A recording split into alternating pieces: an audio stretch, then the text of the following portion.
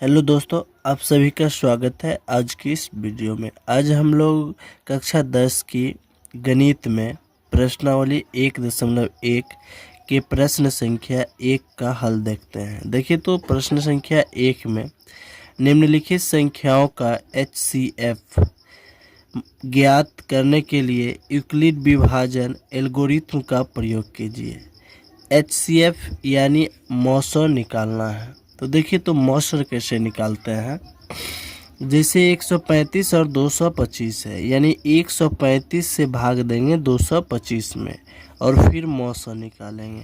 हालांकि आप HCF यानी मौसर पढ़े होंगे, लेकिन यहाँ यूक्लिड विभाजन एल्गोरिथ्म का प्रयोग करना।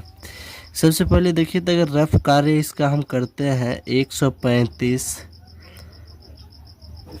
से अगर 225 में भाग देते हैं तो देखिए तो 135 से अगर 225 में भाग देंगे तो 1 से लगाते हैं, तो 135 को अगर 1 से गुना करेंगे तो 135 हो गया।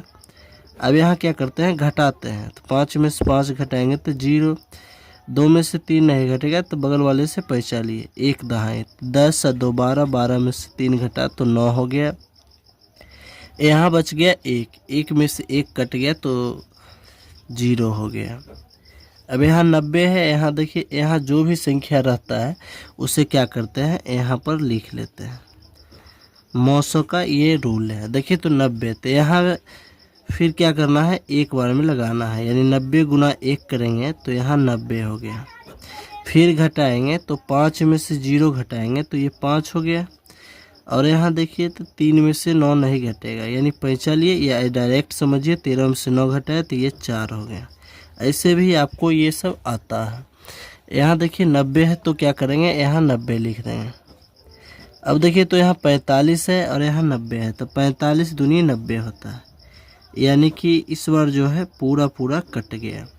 यानी 135 और 225 का मौसर यानी HCF निकालना है तो आपको करना क्या होगा, सबसे पहले यहाँ यूक्लिड विभाजन से हम लोग को चलना है। तो यहाँ लिखेंगे यूक्लिड विभाजन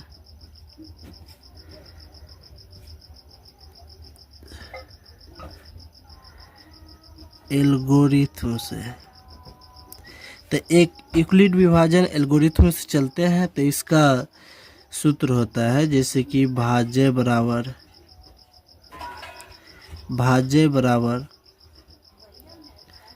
भाजक गुना भागफल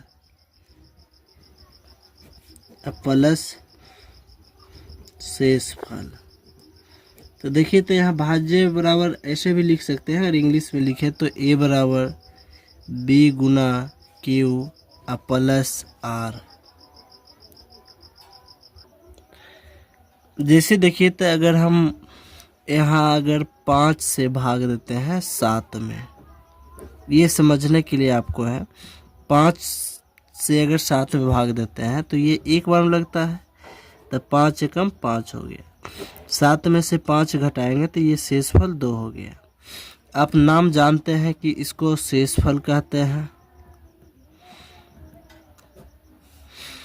इसे ध्यान में रखना है कि ये भाज्य है और ये होता है भाजक और ये होता है भागफल। हालांकि ये जो बता रहे हैं आपको समझाने की दृष्टि से है, समझना है। तो इसे भाज्य कहते हैं, ये भाजक हो गया और ये भागफल, और नीचे वाले जो बच जाता है उसे शेषफल कहते हैं। तो उसी प्रकार यहाँ लिखना है, जैसे पहले भाज्य लिखते हैं। तो भाज्य यहाँ 225 है तो लिखेंगे 225 बराबर भाजक। तो भाजक देख रहे हैं कि यहाँ है, तो भाजक यहाँ 135 हो गया। या इसी को A बराबर BQ प्लस R लिखते हैं।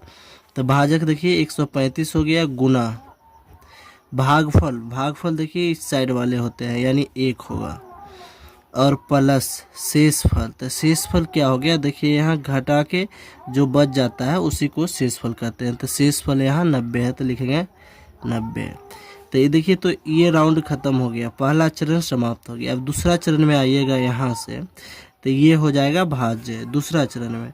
तो यानी 135 बराबर ये हो गया। देखिए भाजक, तो लिखेंगे भाजक 90 गुना भागफल। भागफल ये हो गया दूसरा चरण का, तो 1 और प्लस शेषफल, तो शेषफल दूसरा चरण का ये 45 हो गया।